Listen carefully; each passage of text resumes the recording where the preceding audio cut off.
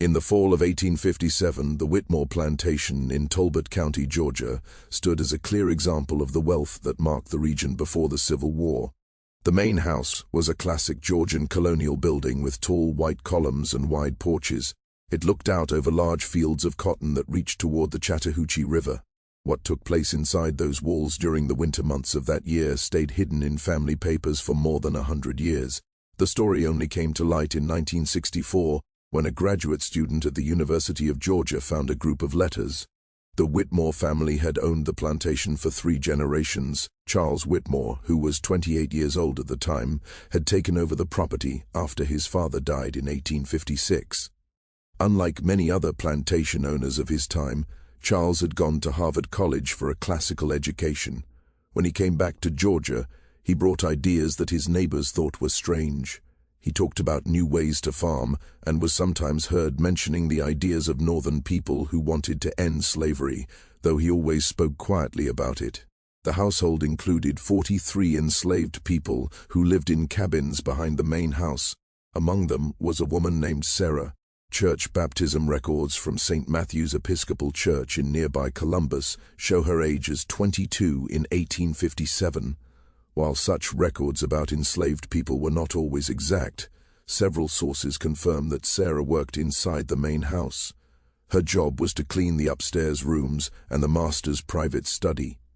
The facts about what happened at Whitmore Plantation first drew attention through Dr. Margaret Thornfield. She was a doctoral student studying home life before the Civil War. While looking through papers given to the university by the Whitmore estate, she found a set of letters hidden under a false bottom in a mahogany writing desk. The letters, written in Charles Whitmore's clear handwriting, showed signs of his mind starting to break down in December 1857. The first letter, dated December 3, 1857, was written to his cousin Edward in Savannah, but was never mailed. In it, Charles described odd dreams and trouble focusing on plantation work. He mentioned Sarah by name, calling her unusually smart for her position. He noted that she had taught herself to read by using books from his library. What bothered him most, he wrote, was not her desire to learn, but how he himself felt when she was near him in his private rooms. People from nearby plantations later said that Charles started acting strange by the middle of December. Colonel James Hartwell, whose land was next to Whitmore's, wrote in his diary that Charles had become very withdrawn. He stopped going to social events and avoided the county's winter gatherings. The overseer, Thomas Kendrick, told other plantation owners that the master now spent whole days locked in his study and came out only for meals alone. The growing mental strain inside the Whitmore home can be followed through a series of troubling notes in what seemed to be Charles's personal journal. The journal was written in a secret code that no one understood until 1966. When decoded, it showed how deeply conflicted he felt inside. He wrote a lot about Sarah being in his room every day. He described how she moved through the space with a kind of grace that did not match her situation. According to the journal, Charles began planning his movements around the house so he could be near her while she cleaned. He would stand in doorways or corners to watch her, studying her face and actions with a focus that he knew was wrong. One strong entry from December 18th said he watched her dust his bookshelves and felt a strong pull toward her that went against everything he had been taught about his place in life. That winter of 1857 was unusually cold for Georgia. Snow came down twice in December, something rare that kept the plantation cut off for days. This forced isolation seemed to make Charles's mental struggle worse. Workers in the kitchen later told investigators that he started eating at odd times and often asked certain servants to bring his food. Sarah's name came up a lot in those requests. A key piece of information came from a letter found in 1868 by someone researching the Hartwell family. Colonel Hartwell had a troubling visit from Charles Whitmore on December 22, 1857. In his note to his brother in Charleston, Hartwell said Charles looked wild in the eyes and spoke in broken sentences about how being close to inferior races could corrupt a person. Charles admitted to Hartwell that he was having unnatural thoughts about one of his house servants. Hartwell's letter gave important details about Charles's state of mind. He said Charles felt like he was losing his true self through daily contact with Sarah. He called her intelligence disturbing and confessed that he had started talking with her about books and ideas. talks that broke the strict social rules of the time. The situation reached its worst point on Christmas Eve 1857. A short piece of testimony recorded years later by a former enslaved man named Moses, who had worked in the Whitmore house, described that night. Moses, speaking to a Freedmen's Bureau agent in 1868, said he was woken by loud voices coming from the master's study. He heard Charles's voice raised and upset, then sounds like furniture being knocked over. Moses said Sarah came out of the study that night looking different. He described her as moving like someone who had faced something truly evil, and she did not speak to anyone for several days after. The household staff said Sarah asked right after Christmas to be moved to work in the fields, which was strange because housework was seen as a better position on the plantation. Charles kept writing in his private journal into January 1858. Those entries showed a man struggling with what he saw as his own moral failure. He wrote about Sarah with both strong interest and disgust, calling her a symbol of everything that threatened the proper order of things, while admitting he could not stop thinking about her.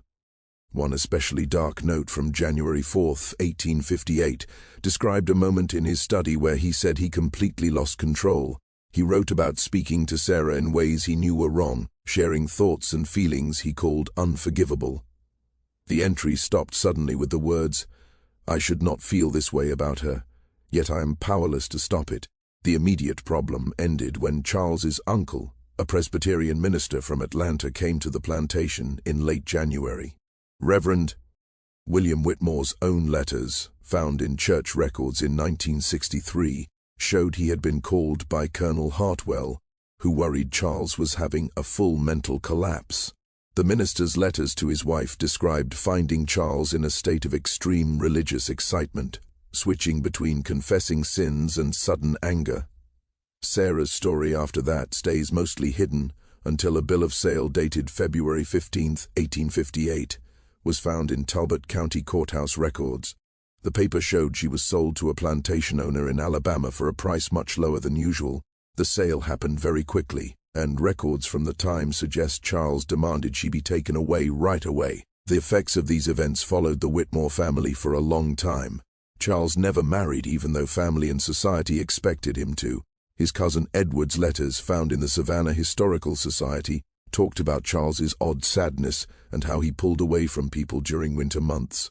The plantation started to fail under Charles's unsteady management, with lower crop amounts and neighbors worrying about how he treated the enslaved people. By 1859, Charles had become someone local people avoided. His earlier unusual views against slavery grew into what others called an obsession. He began writing to Northern abolitionists and speaking openly about how slavery harmed white society too. Those statements, seen in light of what happened with Sarah, felt very personal to his neighbors and made them uneasy. The mental pain from the 1857 events showed in Charles's actions for years. Dr. Thornfield's study of his later letters found signs of what today might be called post-traumatic stress. He of 10 wrote about sleepless nights, unwanted memories, and a constant feeling that he had damaged his own character. In one letter to a Northern minister in 1860, he said he felt like he had looked into a deep hole that showed his own moral weakness. The Civil War ended the plantation's work, but Charles lived through it. Union records from 1864 show he helped free enslaved people from nearby places, actions that made local society reject him completely. After the war, he moved to Philadelphia and worked with freedmen's groups for the rest of his life. People who knew him said he seemed like a broken person who rarely talked about his earlier years. Sarah's life mostly vanishes from records after she was sold to the Alabama plantation. Researchers in the 1960s tried to follow her through Freedmen's Bureau papers but found nothing. The Alabama plantation was destroyed in the war, and its records were lost. Still, one mention in a letter from a Union soldier in 1864 spoke of meeting an unnamed woman who said she had once worked on a Georgia plantation and had been treated in a way that left a permanent mark on her spirit. The mental patterns shown in the Whitmore case gave historians a rare window into the emotional and psychological effects of slavery on both enslaved people and slave owners. Dr. Thornfield's study, published in a small academic journal in 1967, said the case showed how the built-in violence of slavery caused mental harm that went far beyond physical mistreatment. The papers suggest Charles's feelings towards Sarah were mixed with his growing awareness of her intelligence and humanity, things that challenged the view needed to keep slavery going. His journals show a man torn between what society demanded and his own sense of Sarah as a full person, a struggle that hurt both of them deeply in the mind. The wider meaning of the Whitmore case went beyond one person's pain. Letters and accounts from the time showed how such problems were handled in that society. Families and neighbors protected reputations, while making sure the enslaved person involved was removed quickly. The fast sale of Sarah at a low price shows her removal mattered more than money. Modern reviews of the remaining papers indicate that what happened between Charles and Sarah likely involved emotional and mental pressure rather than physical force. But the power difference built into slavery made any contact between them forced by nature. Sarah's request to leave housework and her changed behavior point to someone who suffered serious mental harm, even if exact details are missing. The winter months at Whitmore Plantation in 1857 and 1858 showed in small form the deeper mental violence built into the slavery system. The case proved how the institution damaged human connections at every level, turning normal feelings and attractions into tools for harm and control. Charles's later understanding of this damage, clear in his writings, could not repair what had been done to Sarah. The effects of those events stayed with the Whitmore family across generations. Charles's nephew, writing in the 1920s, spoke of family meetings where some subjects were never mentioned, and certain rooms in old houses stayed closed forever. The mental burden of what happened seemed to pass quietly through the family line, creating a habit of silence about parts of their past before the war. The academic find of the Whitmore papers in 1964 came at a time when scholars were paying more attention to the mental effects of slavery. Dr. Thornfield's work was among the earliest to use original documents to look at emotional and mental consequences from different sides.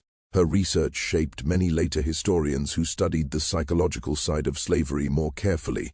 The way Dr. Thornfield analyzed the Whitmore papers became an example for similar studies. She mixed regular historical methods with new ideas about trauma and mental health, building a way to read old documents that showed signs of deep distress. This approach helped a lot in cases where the main people heard had left little direct record of their own. The actual places where these things happened kept a sense of heaviness long after everyone was gone. People who visited the old Whitmore plantation site in the 1950s and 1960s said the area felt heavy, especially where the main house had been. Local people talked about the land feeling strange and said they had odd feelings when going by, though these stories were mostly personal. The rooms connected to Charles and Sarah's meetings were kept closed for decades, according to family notes. When the house was torn down in 1943, workers said they found the master's study almost unchanged from 1858, with books still open and personal things left as if someone had just walked out for a moment. The mental shadow of that winter reached beyond the people directly involved to touch the whole nearby community. Neighboring families seemed to develop a shared forgetfulness about certain events. Family stories and local records carefully avoided any mention of the Whitmore matter, even though it clearly affected the area. This quiet lasted over a century until scholars brought the hidden papers into view. The case also showed how one person's mental crisis connected to larger social changes. Charles's breakdown happened when the slavery system faced growing pressure from outside and growing problems inside. His personal struggle reflected the bigger mental strains in Southern society, as old reasons for slavery became harder to defend against moral and practical questions. Sarah's experience stood for many enslaved women who faced similar things, but whose stories were never written down or saved. The small bits of proof around her case suggest a pattern of mental control and use that was probably much more common than records show. Her sharpness and ability to read made her more open to Charles's notice, but also helped her understand more clearly what was happening to her. The changes that happened to both Charles and Sarah during those winter months showed the huge human price of a system that turned people into property while forcing close daily contact between those in power and those without it. The mental harm clear in Charles's writings suggested the slavery system hurt the minds of everyone caught in it, though the damage was far worse for those who were enslaved. Scholarly discussion about Dr. Thornfield's view of the Whitmore papers went on into the 1970s. Some experts questioned whether using modern ideas about trauma and mental health for people in the past created wrong or misplaced readings of history. Others who supported her said the documents themselves showed clear signs of mental pain that went beyond any time period. Charles's own words described things that matched today's ideas of moral injury and psychological trauma, suggesting these things existed even without names for them at the time. The larger importance of the Whitmore case kept shaping historical studies through the second half of the 20th century. The papers gave rare views into private thoughts and lives of both slave owners and enslaved people, uncovering sides of slavery that had stayed hidden before. The case also showed the value of looking at family papers and personal letters to understand historical pain. The letters and journals that told the Whitmore story had been carefully hidden, hinting that other similar papers might still wait in family collections to reveal experiences official records never caught. The long silence around the Whitmore case matched wider patterns of group forgetting in how communities before the war handled events that questioned their way of life. When Dr. Thornfield shared her first findings in 1967, a few families in Talbot County reached out to the university asking that certain names be left out of any later writings. The replies from scholars showed continuing questions about how to study and talk about historical pain. The last pieces of the Whitmore story came in 1968 when repair work at St. Matthew's Episcopal Church found more papers hidden under floorboards in the vestry. Among them was a confession written by Charles Whitmore in 1861, meant for his minister but never given. In this paper, Charles described the events of December 24, 1857, in more detail. He admitted his actions toward Sarah had gone past lines he knew were wrong, no matter what society allowed. The confession said he had kept Sarah in his study that Christmas Eve, using his power to make her listen to a talk about her intelligence and his feelings for her. He said he told her he should not feel that way about her while making it plain she had no choice but to hear him. The paper described Sarah's reaction as fear hidden behind calm, showing she knew the risks she faced even though she could not get away. This last proof confirmed what researchers had guessed from earlier papers.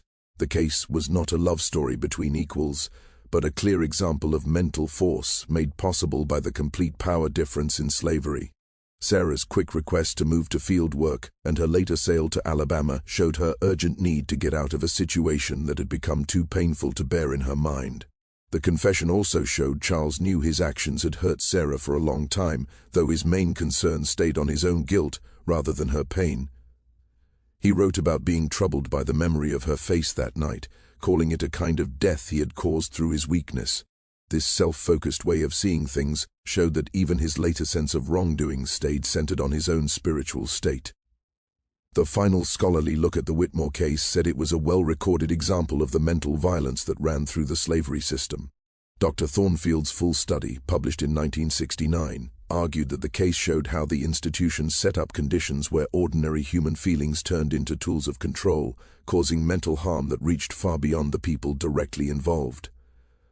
The physical signs of those events were finally gone in 1971, when the last remains of the Witmore Plantation house were cleared for a new shopping center.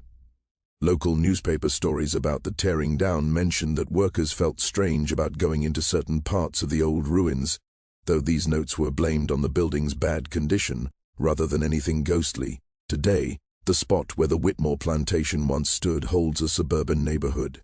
Few people living there know about the history that happened on their ground more than a century ago. The mental traces of that awful winter have mostly faded into scholarly notes and stored papers, leaving only the academic record to keep the memory of Sarah and the pain she suffered. The case reminds us that behind the big stories of American history lie many personal accounts of mental violence and survival. Sarah's experience, saved through the very words of the man who held power over her, makes sure her story is not lost. The mental fear she went through during that winter stands as proof of the human ability to push back against complete lack of power. The Whitmore papers are still kept in the University of Georgia archives, open to researchers who keep studying the psychological sides of slavery. Dr. Thornfield's method for looking at such materials has shaped many later historians and helped build a fuller picture of how the institution affected everyone it touched. Yet the main tragedy stays the same. A young woman's life was changed forever by forces she could not control, and the mental wounds she received during that winter of 1857 never really healed. The old silence that once guarded the Whitmore family's name has been replaced by another kind of quiet, the calm distance of history that lets us look at these events with clear, detached eyes. But under the scholarly view lies a hard truth. The mental violence shown in this case was not something unusual, but a basic part of a system that treated people as property. The traces of that violence still echo through American society, even as the details of single cases slip into quiet academic corners. In the end, the Whitmore case stands as proof of both the destroying power of unlimited authority and the strength of those who lived through it. Sarah's story, pulled from the documents her oppressor wrote, makes sure her experience will be remembered. The mental terror she faced during that winter serves as a reminder of the human price paid by systems built on inequality and exploitation, a price that went far beyond the physical harm usually told in stories of slavery. The real horror of the Whitmore plantation was not anything supernatural, but completely human, the horror of a system that poisoned every relationship it created and left mental scars that lasted across generations. And maybe that is the most troubling fact of all, that such wrong needed no ghosts or spirits, only the choice of ordinary people to join in the dehumanization of others.